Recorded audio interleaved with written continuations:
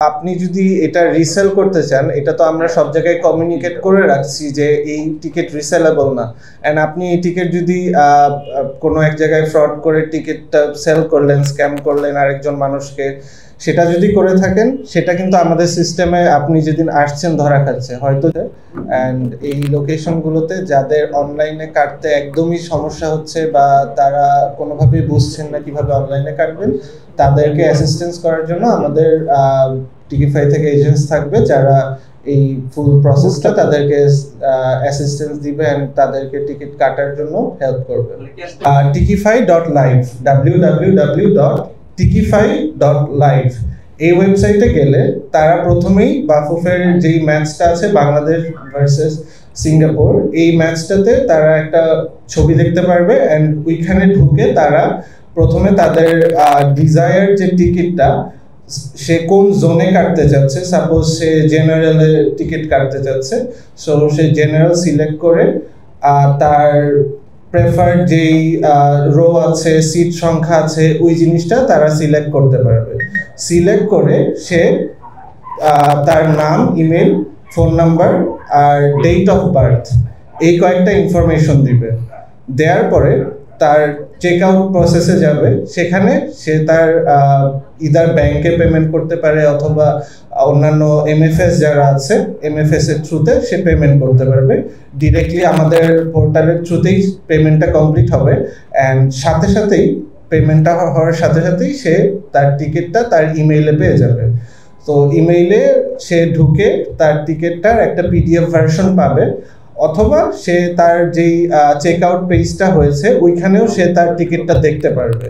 So টিকিটটা soft কপিটাই তাদের basically দেখালেই চলবে, এমন না যে টিকিটের হার্ড কপি আমাদের ইভেন্টের যেদিন ম্যাচ ডে হবে ম্যাচ ডেতে নিয়ে আসতে হবে। It is not necessary. আমাদেরকে সফট কপিতে যে কিউআর কোডটা আছে, কিউআর কোডটা দেখালেই বেসিক্যালি আমরা ওটা স্ক্যান করে ভেরিফাই করতে পারবো যে এটা অরিজিনাল টিকিট কিনা। এন্ড একটা টিকিট একবার স্ক্যান করার পরে দ্বিতীয়বার এটা স্ক্যান পসিবল না।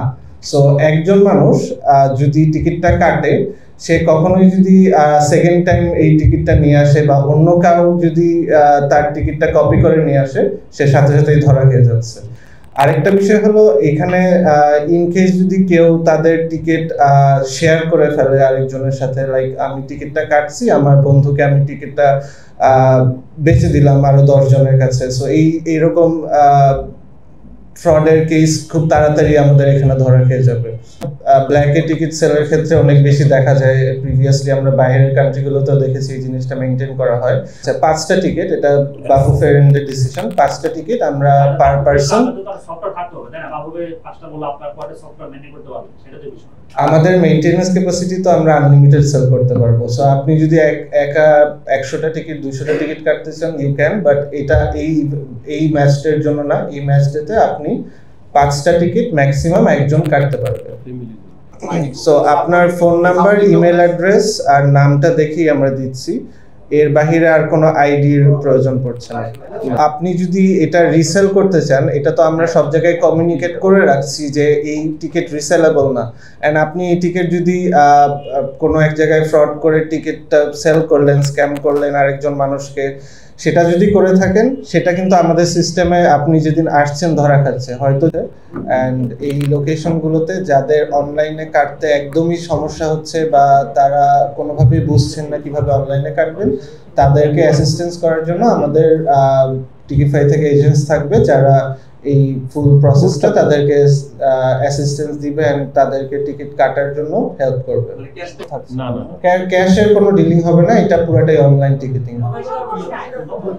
আপনি যদি এখন সেল করে দিতে চান, এটা মানুষকে ইন্ডিভিজুয়ালি আমরা থামাতে পারবো না, বাট আমরা যেটা করতে পারি, যদি এই সিস্টেমটা বাফুফের সাথে আমরা একটু ডিসকাস করব, বাট এখানে we can send SMS to the phone number that was used to purchase the tickets. ঠিক আছে? সো যেই টিকিটটা দিয়ে তারা টিকিটটা কেটেছে, ওই নাম্বারটাতে আমরা একটা SMS দিয়ে ভেরিফিকেশন করতে পারি আর কি। এটা আমরা প্রিভিয়াসলি করেছি।